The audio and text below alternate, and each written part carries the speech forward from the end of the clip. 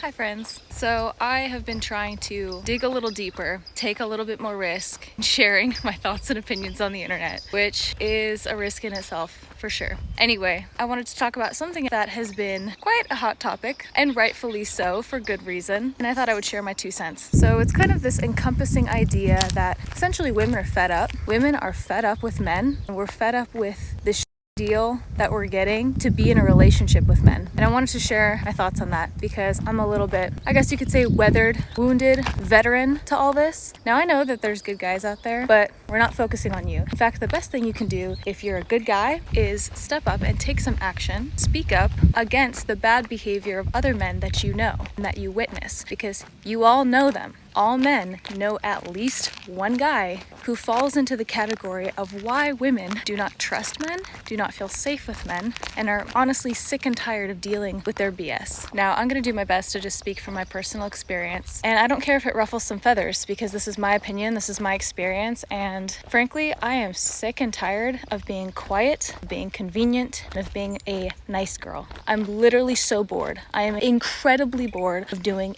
everything I was told to do and receiving no benefit or reward from it. So I have definitely experienced a lot of the negative aspects of coexisting with men, and I live in the United States, I live in the West, so bear that in mind for the background of my information. To be honest, I don't feel totally comfortable sharing in detail my experiences, but let's just say I've got a taste of everything, at least, and then some. One of the side effects I've noticed is it's turned me into avoidant attachment and hyper-independent, and those are actually stereotypically masculine traits. The avoidant attachment coming from distancing from your emotions, not wanting to really deal with it, and it's a form of protection and also a way of preserving freedom in a sense. And the hyper independence is doing what you gotta do, working your ass off to provide for yourself so you don't have to rely on anyone or anything. It's essentially becoming a provider. Now, funny enough, I've noticed an interesting pattern with almost every woman I know. With rare exception, pretty much every woman in my life has these traits of hyper independence. Most of the women I know tend to be anxiously attached, but that's a separate issue. So why are all these women hyper independent?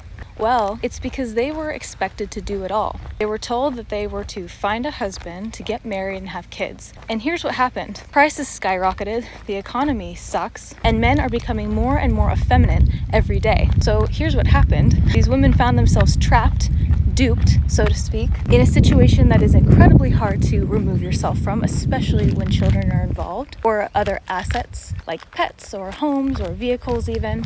And they are forced to not only do child rearing and care and take care of their partner and do domestic housework, but because crap's expensive, they also need to work. They're essentially going over capacity to make up for all these areas. And what is their partner doing? Well, what I've noticed is they tend to add several more hours of housework a week to the list, to the agenda. They don't tend to be nearly as involved in rearing children, and they think all they have to do is go to work and they are off the hook. I've witnessed this for so many women in my life, which is exactly why I have stayed fiercely independent for longer than I'd like, because there was still a little part of me left that really hoped and really prayed that maybe, just maybe, the BS dream I was sold as a little girl about finding my dream prince who would marry me and love me and commit to me forever, and we'd have a beautiful home and garden and family.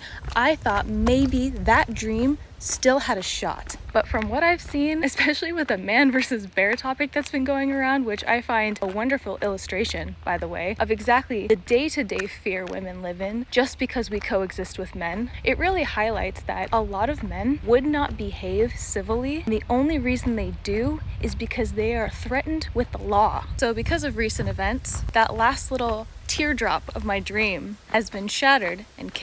Because of this, there's only one option, for me at least, to continue to work on myself, to continue to focus on my education, on my work, on providing for myself, because no one's going to come save me and no one's going to do it for me. But you know what? It's not all bad. There is some bliss to this. I get to live with my peace of mind because I don't have a man coming in and disrupting me physically, mentally, emotionally, spiritually. I am free. I am always drawn back to my initial divorce, and the most powerful element that got me through my divorce was freedom. I envisioned a golden eagle soaring, giving me clarity, giving me truth, rising me above the BS. And freedom was one of the biggest gifts that I will never give up. So I'm not mourning that I don't have a husband or a house or kids or all that stuff, because why would I want to be part of a fantasy anyway? I'm angry and my heart aches for every single woman out there who has felt this, because I know pretty much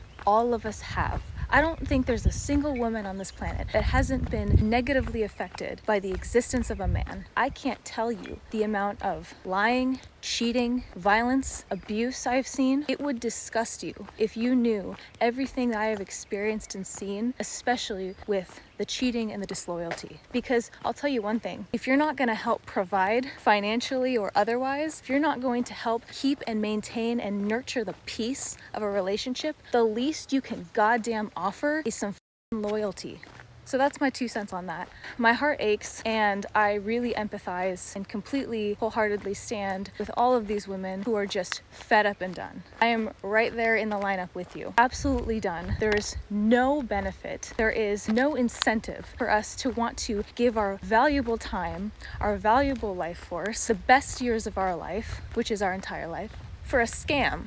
You know, I've also been hearing a lot about the 4B movement, and while I do think it is extreme, I honestly completely understand why it was created and why these women stick with it. And honestly, I'm in support. If men are going to continue to violate women in all these different ways, they don't get to reproduce with us. They don't get to have our children. They don't get to have our time, our energy, and they need to solve it. Because I'll tell you one thing, women since the dawn of time have been carrying the load of men on them, especially emotionally. And now, better than ever, we have the resources, we have the information, we have the tools. It's all out there. Everything the guys need to learn to do the internal work on themselves, to be stand-up people, which translates to stand-up partners, is there. We're not going to hold your hand anymore. We're not going to scream at you and try to get it through your thick skull. You're either with it and you want to change and you are with the program of peace, or you're not. I'm insistent on being a warrior, and I stand by all my female friends, helping them to be warriors as well. You know, that's part of why I was so passionate about creating my programs, the 6-week Positive Habit Challenge and also the Self-Care Starter Pack. This is all about giving women their power back. This is all about giving us the tools, the focus, and the discipline to take back what's ours and what's been stolen from us. You know, I'm in a point in my life right now where I genuinely am happy to be single, because I'd rather be single, alone, and happy than be in a relationship that's causing me hell. I had this idea come through my mind the other day, and I'm going to share it with you. When the water has been poisoned so many times before, why would I go back and drink more? And that's exactly how I feel about relationships. I've heard many women express how it may be a different guy, but they're still putting up with the same BS as they were with the last one. They're different, but they're all the same. Just like if the water's poisoned, if it was poisoned every time you've drank from it, why would you ever drink the water again? You know, it's things like this that have caused me to be avoidant attached, because that's safer than being anxiously attached, in my opinion. If I create distance, if I'm easily able to cut off and leave people, that ensures that I can run away at any time. Anytime I am in danger, anytime I am threatened, I can leave the situation. I know this, and I have done this many times before. And I'll tell you one thing, it hurts. It absolutely hurts. It hurts just as much as somebody who's anxiously attached. Being avoidant sucks, but you know what? It's better than being toxically bonded to somebody that's going to keep siphoning your energy, your life force, who's going to appreciate you less and less and less as the days go by. Somebody that's going to dump all their weight on you. I would rather cut and run, personally. And the hyper-independence, well, that's the fault of the current society we live in. If I have to work, then I'll work. And if no one's going to work for me or with me, so be it. I'd rather have my peace of mind. Because I'll tell you one thing, I'm saying no to every single offer that isn't tip-top, because I'm not going to drink any more poison water. I'd rather take my chances alone in the desert than drink from a poison cup one more time. If you are not helping me grow, if you're not helping me with my business, if you're not helping me with my life or my happiness in any kind of way, then you're hurting me and you're actively working against me, and I want no part with you. It's literally as simple as that. If you're not helping, you're hurting, so get out of the way. And you know, it's probably a good time to mention, good thing I'm interested in both guys and girls, because the guys are not boding well.